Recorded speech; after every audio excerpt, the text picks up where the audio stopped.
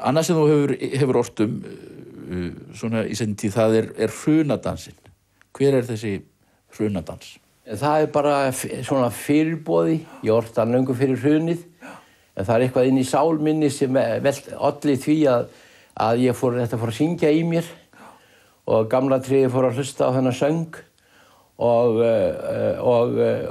óttaðist það sem gæti orðið. Og hrunadansinn náttúrulega bara hrunið sem varð hérna og það hvernig við fórum, við breyttumst í útlendinga og fórum að flytja út peninga og fórum að flytja út það sem við áttum að vinna með hérna heima. Ég var ekki að yrkja það sem var. Nei. Heldur það sem varð. Þér illa við auðvald, það ekki? Mér ekki vel við auðvald. Það spillir. Það óskaplegu vandi að fara með peninga og vera ríkur. Það óskaplegu vandi að fara líka með peninga fólksins sem stjórnmálamaður. Óskaplegu vandi. Allt þetta þarf maður að rækta og gaspra sig minnst Þeir sem hafa kunnað best að vera ríkir á Íslandi, þessi kallar sem ég var að tala við þegar ég var ungur blaðamaður og hreifst af annars vegar fjallræðufólkið, þetta íslenska alþýðufólk, en svo kallarnir sem komu með framtíðarsýnina. Haraldur Böðvarsson, hann endaði með því að gefa Akranes bíó, meira að segja. Af þessu hrifst ég. Af mönnunum sem komu út úr kofunum með 2 hendur tómar og veittu fólkinu í kringum sig endalausa vinnu og lífsauðværi. Að sjálfsögðu. Ég leit aldrei á þetta fólk sem auðvald. Nei. Ég lít miklu frekar á fólk sem auðvald sem bara að skara elda sinni köku og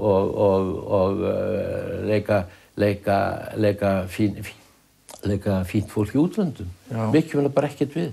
Nú hefur verið litið á því, Matthías, sem hægri mann og ég meina þú varst náttúrulega ritstjóri Morgunblaðsins og svona, en að mörgu leyti finnst manni þú vera frekar skringilegur hægri maður. Gleymdu því ekki heldur, Egill, að ég átti nú þátt í því að Morgunblaðið var ekki blað fyrir eitthvað auðvald eða fyrir eitt stjórnmálaflokk.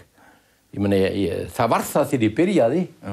Þegar ég gekk út úr Morgunblaðinu, þá gat ég sagt stoltur við hvaða mann á Íslandi sem var blaðarda landsmanna og það var enginn sem mótmælti því. Og margir af þeim sem ég var að berjast við, þetta eru bestu vinir mínir í dag, kunningjar, menn sem ég met mikils, en ég met það ekki að menn séu að gefa út, að menn séu í fjölmiðlunni til að skara elda sinni köku. Þú segir að gömlu andstæðingarnir séu góðvinir í dag og ég man eftir ykkur sem þú sagðir að þá leið að kalda stríðið hefði ekki gert neitt ykkar að betri mönnum og það er alltaf annað viðhorf en að hreykja sér upp á hól og segjast hafa unnið. Og það gríðarlega mikið mál að það geri engana verri manni með þeim hætti. Þú manst hvað Shakespeare segir einhvers staðar í sínu verkum, malice to none. Malice to none. Ilska í einskis mannsgarð. Þannig ég að eldast. Mér finnst bókin svona svo mynd sem birtist að þér í gegnum þessa bók fyrst og fremst af menningarmanni. Gott. Það gott. Ég náttúrulega, þegar þú varst að tala þetta áðan, þá leið mér alltaf vel vegna þess að ég var ekkert að berjast við neinn. Bara einn. Bara einn. Hver heldur að það hefur verið? Segðu frá. Ég var alltaf að berjast við vofu Stalíns.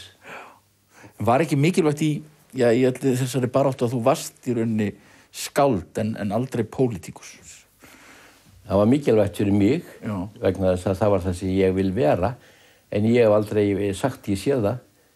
Ég hef alltaf Ástráður Eysteinsson sem skrifar fína eftirmála í ljóðabókinni.